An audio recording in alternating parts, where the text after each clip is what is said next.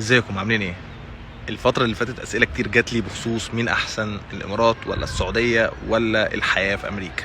طيب انا هجاوب على السؤال ده بسرعة كده. انا حاليا موجود في السعودية وقعدت فترة حلوة في الامارات، وطبعا عشت كتير جدا في امريكا. طيب انا بالنسبة لي امريكا باختصار كده هي فعلا بلد الفرص. بمعنى ايه؟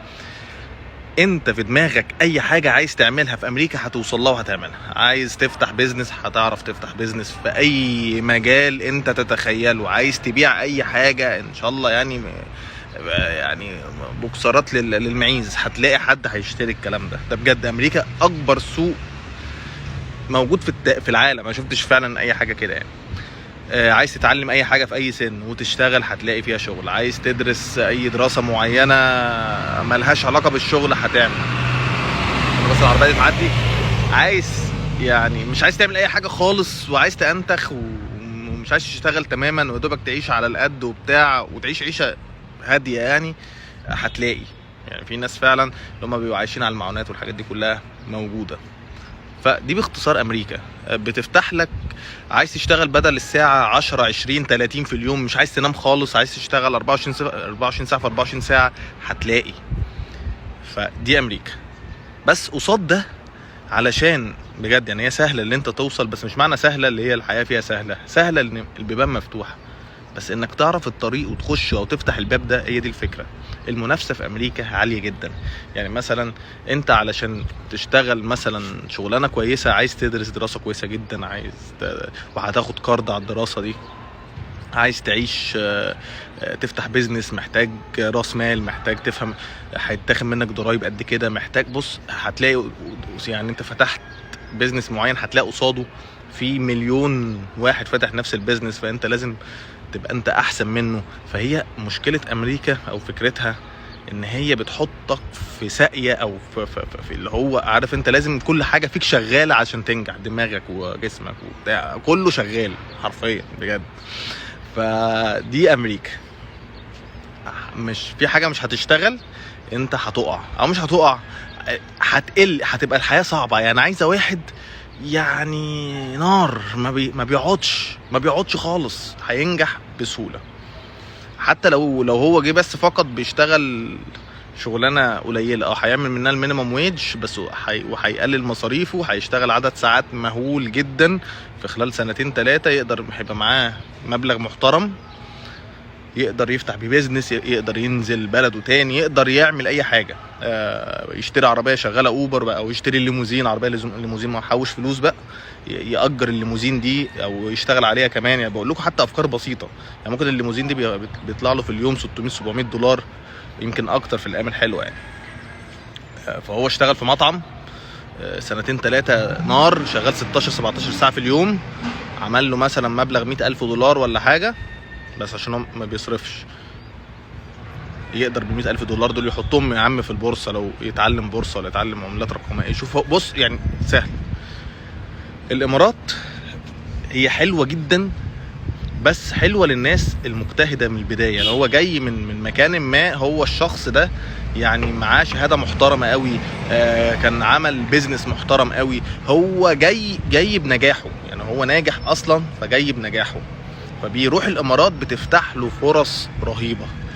ولا تقول لي بقى امريكا ولا بتفتح له فرص بجد، لان المنافسه في الامارات بالنسبه لامريكا اقل كتير. وهو شخص يعني كان نجاحه مثلا لو هو جاي من بلده نجاح 50 60%، في الامارات بيقدروا ده جدا. اي حد عنده سكيل مهمه محترمه، سكيل مش ناس كتير فاهماها. يعني مثلا مش محاسب، يعني محاسب هياخد له الرقم العادي اللي هو المرتبات العاديه. بس بتكلم ميزه الامارات ان هي بتدعم الفرص وبتدعم الناس الموهوبين بشكل مش طبيعي، وبتديهم كل الفرص اللي انت تتخيلها، من ربح مادي، من زيرو ضرائب، من دعم معنوي، دعم في كل شيء.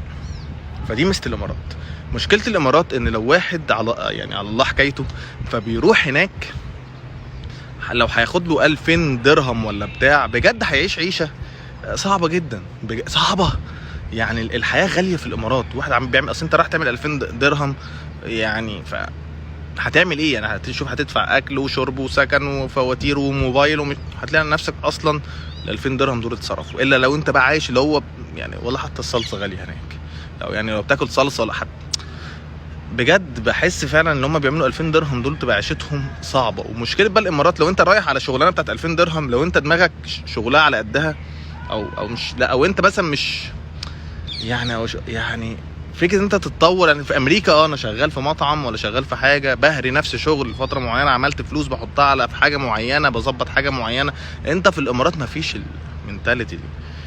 هو اتحدف في هذه الشغلانه، بيفضل قاعد فيها لحد ما عقده بيخلص، يا يمشي يا بيجدد عقده تاني، يا بيشوف شغلانه. بس هيلاقي منين شغلانه احسن وهو اصلا يعني هو بادئها من تحت وما فيهاش التطور فيها، صعب شويه.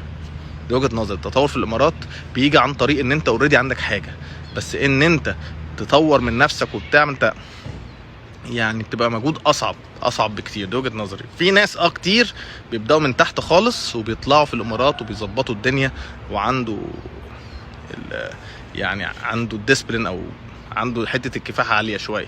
بس معلش برضو في المقابل انت مش يعني انت رايح على 2000 مش هتعمل اكتر منهم. انت فكره امريكا انا ممكن رايح على مينيمم ويج، بس اقدر ازود عدد ساعاتي، اقدر اعمل حاجات كتير قوي هتخليني في المستقبل احسن.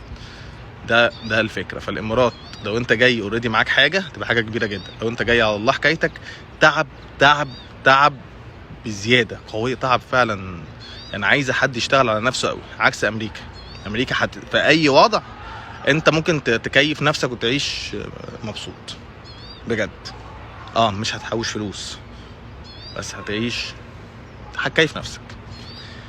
السعوديه بقى بصراحه وجهه نظري بلد مريحه جدا والله العظيم. يعني الحياه فيها مريحه وتحس كده. يعني انا قاعد انا في مكه، يعني الدنيا فعلا يعني مريحه للاعصاب، وفعلا بلد تعرف تحوش فيها فلوس. انا كل الناس اللي قابلتها في السعوديه اشتغل شغلانه قليله شغلانه عاليه عرف يعمل فلوس. اول حاجه يعني السكن غالبا بيبقى على حساب الشغل، وما بتدفعش سكن. الاكل شغل كتير جدا، يعني الاكل والشرب هنا اصلا رخيص فعلا، ارخص كتير حتى من الامارات. انا وجهه نظر يعني شفته ارخص كتير. هتعرف تقلل مصاريفك شويه، هتشتغل. مش هتعمل يعني فعلا ما تفهمش يا نوع بقى من بركه، انا ما اعرفش، بس فعلا انت في السعوديه ما فيش حاجه تصرف فيها فلوسك، ده بجد. خصوصا لو انت يعني ايه محطوط في مدينه مش زي الرياض او جده او كده، فانت من الشغل للبيت ومن البيت للشغل، وممكن يعني تعرف تصرف نفسك في شغلانه تانية. في لقيت كذا حد بيعمل كده، بيخلص شغله ومعاه عربيه بيشغلها زي حاجه شبه تاكسي كده، فبيعرف يعمل فلوس زياده. فمن الاخر السعوديه هي بلد تحويش لان المصاريف فيها قليله، عكس الامارات عكس امريكا عشان تحوش لازم ده شغال بزياده وفعلا فاهم انت بتعمل ايه بالظبط. مش هتعمل كده اصلا هتخش في ديون وبتاع، يعني مش هتحوش بس، انت هتلاقي نفسك مديون يعني ما شاء الله. والديون في امريكا اصلا اغلب الامريكان مديونين بس عايشين منتخين.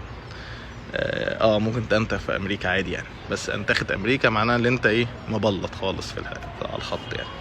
بس فالسعوديه تحوش، الامارات محتاجه تكون عندك خبره، امريكا هي الفرص بس لازم تعرف تستغلها. بس ده باختصار شديد. اشوفكم فيديو جديد. معاكم يحيى كريم، اكلمكم هنا من السعوديه. السلام عليكم.